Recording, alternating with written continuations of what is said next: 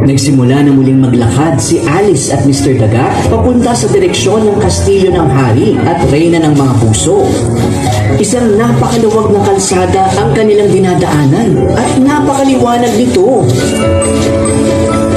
Mr. Daga, pansin ko lang ang daming naglalakad dito sa Wonderland at enjoy na enjoy sila sa maganda at maliwanag na daan.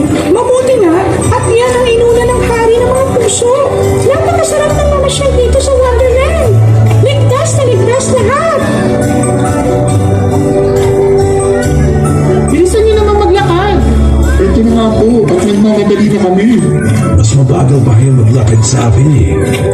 Mukhang nagmamadali sila, Mr. Daga. Oo, Alice. Mahirap din kasi talaga kung nahanap ulit ng pwesto para makausap ang hari at reyna ng mga puso. Pwede ba magpahinga muna? Pwede rin ba iwan ka